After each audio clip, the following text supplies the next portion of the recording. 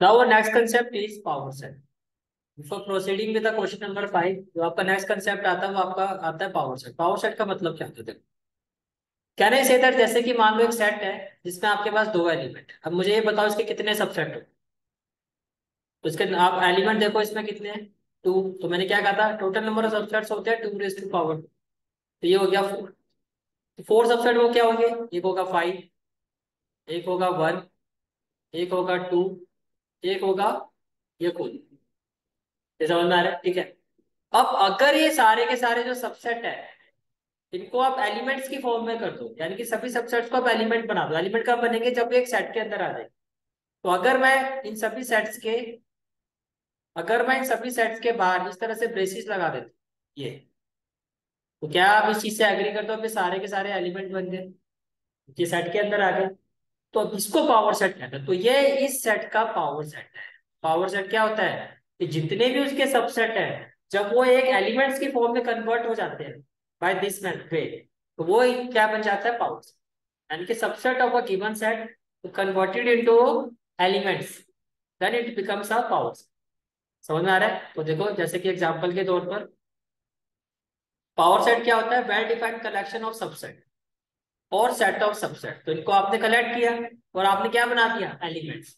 वो क्या बन गया, पावर सेट। जैसे कि एक और एग्जांपल देखो आप।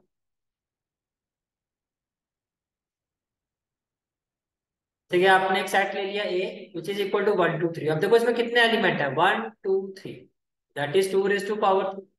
2 raised to power 3 is equal to क्या होगा, 8। तो इसके कितने सबसेट होंगे, 8 सबसेट। अब वो क्या होंगे, 5 1 2 3। अब देखो सेट सबसेट भी सेट ही होता है ना, तो ब्रेसिस में लिखना है, ये तो क्लियर है ना। तो ये एक सबसेट होगा, एक ये सबसेट होगा, एक ये सबसेट होगा, फिर टू एट अ टाइम, 1 और 2, 2 और 3, 1 और 3, और 1 2 3। ये समझ में आ गया? ठीक है। अब अगर आप यहाँ पे ब्रेसिस लगा दो तो कहने से दैट ये सारे के सारे जो सबसेट है आपके वो क्या बन जाएंगे, वो एलिमेंट बन जाएंगे। तो इसका मतलब अब ये क्या हो गया आपका, ये आपका हो गया पावर सेट, ये ब्रेसिस लगाने के बाद। जैसे आपने ब्रेसिस लगा दिया तो अब ये क्या बन गया आपका, ये बन गया पावर सेट। पावर सेट समझ में आ गया क्या होता है, इज इट क्लियर? ठीक है। तो देखो इस पर बेस्ड आपका जो है वो है question number 5। Question number 5 is, how many elements has power set of A. यानी कि जो पावर सेट ऑफ ए है उसमें कितने एलिमेंट है। If A is equal to 5, set A जो है, जो सेट ए है आपका, वो किसके इक्वल है, वो 5 के।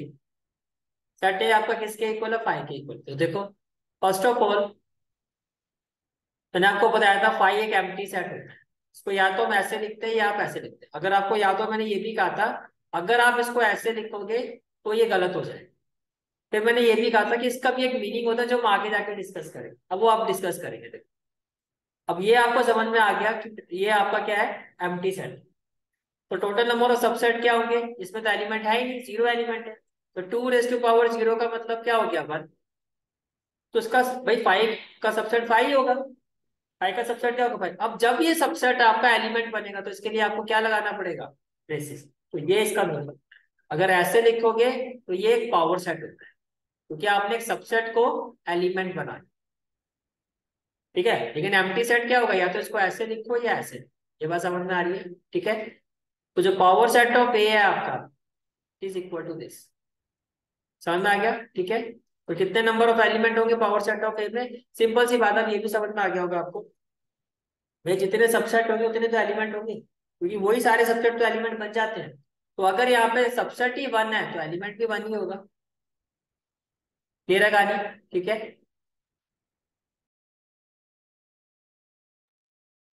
तो next concept is representation of a real number. देखो नेचुरल नंबर को आप इस तरह से रिप्रेजेंट करके दिखाया आप, टीचर्स को भी हमने देखा कि हम इसको रोस्टर फॉर्म में रिप्रेजेंट कर सकते, लेकिन आप रियल नंबर को रोस्टर फॉर्म में रिप्रेजेंट नहीं कर सकते। उसका रीजन क्या है, देखो यही चीज यहाँ पे बताई गई है आपको। But we can't write in same manner real number. लेकिन इसी सेम मैनर पे, यानी कि ये तो क्या है, आप लिस्ट कर रहे हो ना एलिमेंट्स को। जब टीचर्स की बात हो रही है तो हमने लिस्ट करके दिखा दिया, यानी कि ये क्या हो गया, रोस्टर फॉर्म होगी। अब रियल नंबर को रोस्टर फॉर्म में रिप्रेजेंट नहीं कर सकते।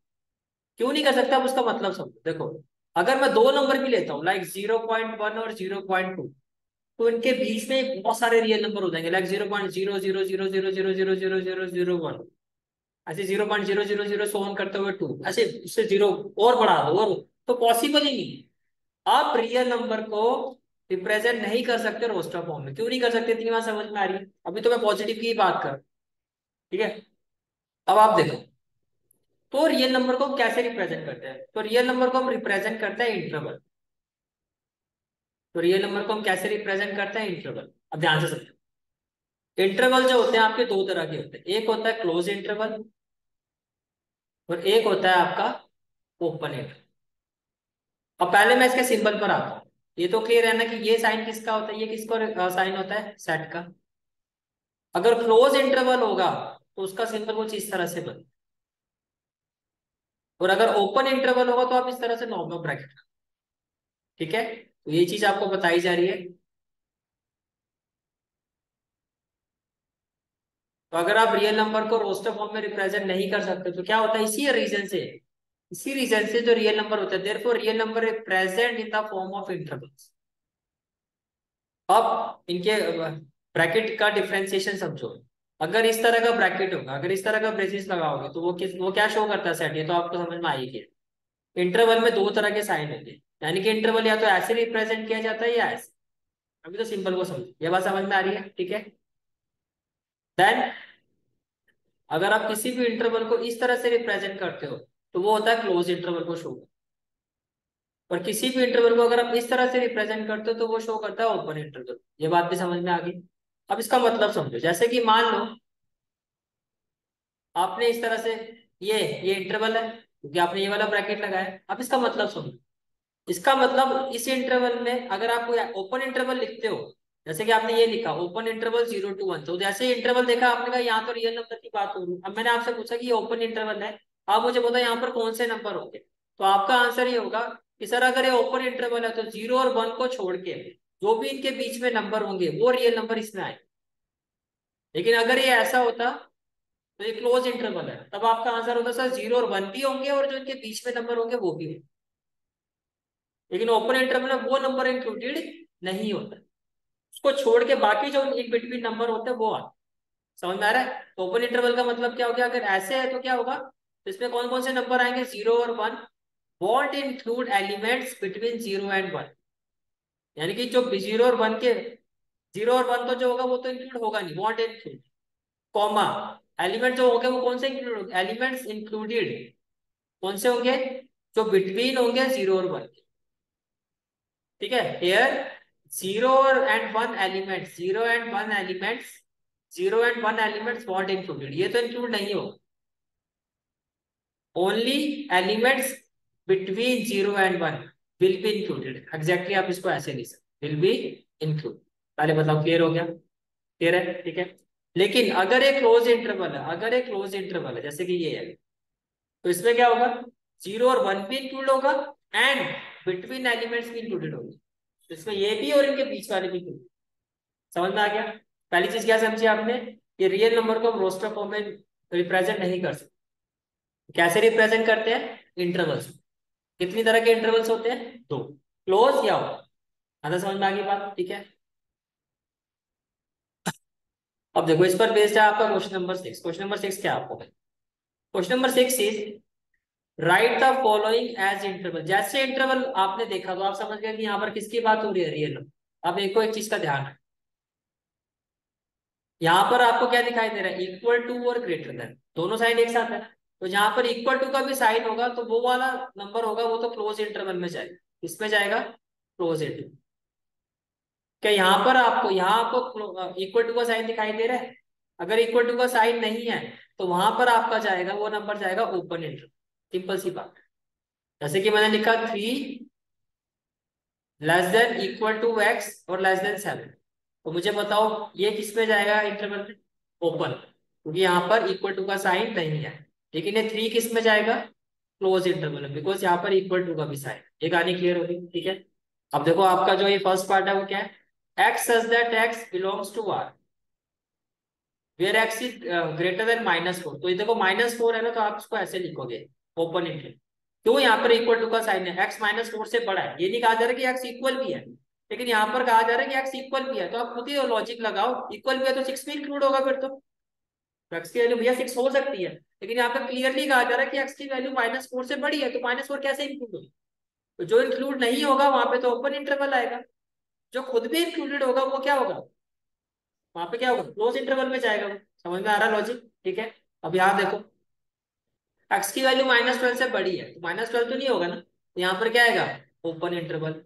और -10 से छोटी है तो ये भी नहीं होना चाहिए, तो इसके बीच वाले नंबर, ओपन इंटरवल में यही कहा था ना कि वो दोनों ही नंबर इंक्लूडेड नहीं होंगे, उसके बीच वाले नंबर इंक्लूडेड। यहाँ देखो एक्स की वैल्यू जो है 0 या 0 से बड़ी है, 0 या 0 से बड़ी है, तो यहाँ पर क्या आ जाएगा, ओपन इंटरवल। लेकिन एक्स की वैल्यू जो 7 से छोटी है, तो यहाँ पर क्या आ जाएगा, यहाँ पर क्लोज आएगा, और यहाँ पर क्योंकि 0 0 भी है ना, तो 0 इंक्लूडेड होगा आपका। और यहाँ देखो एक्स की वैल्यू 3 या 3 से बड़ी है, तो यहाँ पर क्या आएगा, क्लोज इंटरवल। और एक्स की वैल्यू 4 या 4 से छोटी है, तो यहाँ पर भी क्या आएगा, क्लोज इंटरवल। कोई डाउट है तो समझ में आ गया? क्वेश्चन नंबर 6 कंसेप्ट क्लियर हो गया? ठीक है।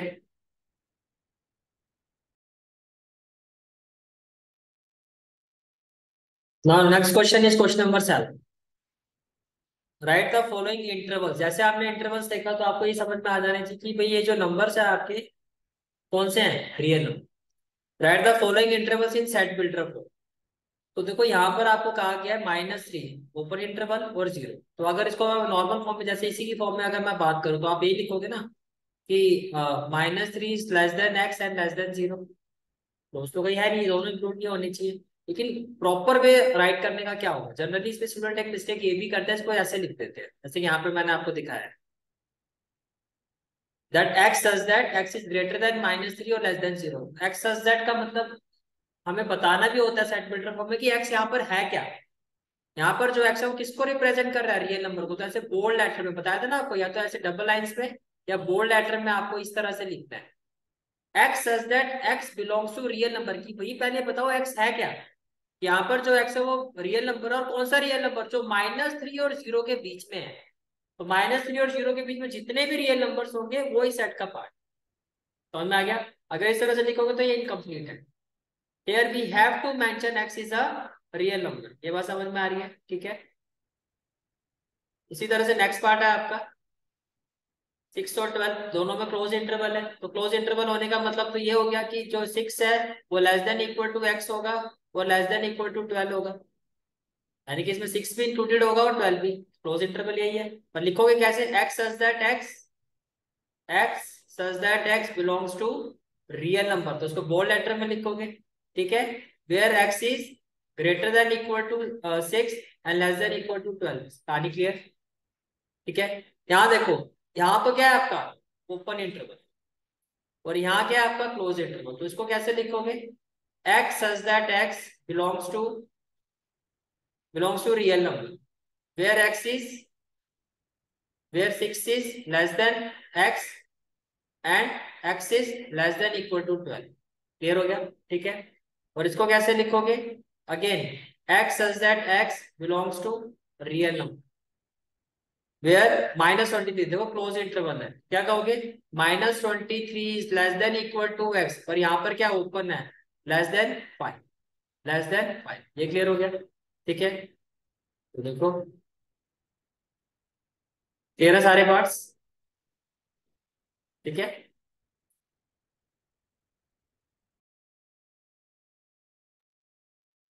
और next question is what universal set would you propose for each of the following, would you propose for each of the following. तो पहले तो आप ये समझो कि यूनिवर्सल सेट का मतलब क्या है। अगर मैं यूनिवर्सल सेट की बात करता हूँ तो यूनिवर्सल, देखो यूनिवर्स का मतलब क्या होता है, यूनिवर्स ये इसमें सबसे सारी की सारी चीजें इंक्लूड है। यूनिवर्स का मतलब ब्रह्मांड, जिसमें सब कुछ आया है। तो यूनिवर्सल सेट भी एक ऐसा सेट होता है जिसमें जितने भी बाकी के सेट है वो सारे इंक्लूड। जैसे कि एग्जांपल के तौर पर आप ये देखो, आपने एक सेट लिया ए जिसमें एलिमेंट है 1 2 3। आपने एक सेट लिया बी जिसमें एलिमेंट है 2 3 5। एक सेट आपका सी हो गया जिसमें एलिमेंट है 1 4 6, और एक सेट हो गया डी जिसमें एलिमेंट है 2 4 6। अब आपने एक यूनिवर्सल सेट लिखा, ये यूनिवर्सल सेट, सीधा यूनिवर्सल सेट। ठीक है। अब इसमें देखो ये सारे के सारे जो एलिमेंट है, देखो 1 2 3, तो 1 2 3 भी है, 2 3 5 तो 2 3 5 भी है, 1 4 6 तो 1 4 6 भी है, 2 4 6 तो आपका 2, 4 और 6, ये जितने भी ये सेट है, set A, set B, set C, set D, तो यहाँ पर जितने भी वेरियस सेट्स हमने लिखे हैं वो सारे के सारे इस सेट में इंक्लूड हैं। तो ये जो सेट है आपका ये यूनिवर्सल सेट। तो यूनिवर्सल सेट का मतलब क्या होता है? Universal set means U which includes all elements of set A B C and D, यानी कि अगर आप किसी सेट को यूनिवर्सल सेट कह रहे हो तो वहां पे बाकी के जो भी और सेट होंगे उसके कंपैरेटिवली वो सब उसका पार्ट होगा। ठीक है, therefore you is called universal set, यानी कि अगर कोई भी एक ऐसा सेट है जिसमें बाकी के सारे जो सेट है वो इंक्लूडेड है, तो वो जो सेट होता है आपका वो एक यूनिवर्सल सेट है। ये बात समझ में आ रही है? ठीक है, तो देखो यहाँ पर जो आपका क्वेश्चन है ये इसी पर बेस्ड है आपका। आपको कहा जा रहा है what universal set would you propose for each of the following, तो आप इसके लिए क्या यूनिवर्सल सेट प्रपोज करोगे? जैसे सेट ऑफ राइट ट्राइंगल्स, ये आपको कहा गया है, फर्स्ट वाला पार्ट है, और सेट ऑफ आइसोसेलेस ट्राइंगल। अब देखो यूनिवर्सल सेट का मतलब इसमें हर तरह के ट्राइंगल, अगर मैं यूनिवर्सल सेट की बात करता हूँ तो मैं क्या कहूंगा, इसमें हर तरह के ट्राइंगल हो। तो इन दोनों पार्ट्स के लिए अगर एक यूनिवर्सल सेट लेना हो मुझे तो मैं कहूंगा set of four triangle. Set of four triangle का मतलब जिसमें राइट ट्राइंगल भी आ जाएगा और आइसोसेलेस, तो इन दोनों को अगर मर्ज करके यूनिवर्सल सेट में मुझे कन्वर्ट करना है तो वो क्या होगा, set of four triangle, set of all triangle. ये समझ में आ गई बात? ठीक है, देन आपका नेक्स्ट क्वेश्चन है आपका, given the set A equal to 135, B equal to 246 and C equal to 0 to 468, which of the following may be considered as universal set for all the three set A, B and C? अब किसको आप लोगे जिसमें सारे के सारे element होंगे? जैसे कि अगर आप यहाँ देखो, यहाँ पर देखो 135 है तो 135 तो मुझे दिखाई दे रहा है, 246 भी दिखाई दे रहा है, यहाँ पर है 02468, तो 02468 नहीं दिखाई, तो ये तो नहीं हो सकता, ये तो वैसे ही नहीं हो सकता। अब ऑप्शन बचता है थर्ड और फोर्थ, तो यहाँ पर देखो 135, तो 135 ये तो हो, 246 तो ये हो गया 246, ये भी आ गया, 02468 तो 02468, ये सारे आ रहे, तो यही यूनिवर्सल सेट होगा। ये भी देखो यहाँ पर जीरो नहीं है, राइट आंसर क्या होगा, ऑप्शन था। क्लियर हो गया कंसेप्ट? ठीक है, और यहाँ आके आपकी एक्सरसाइज 1.3 भी कंप्लीट होगी।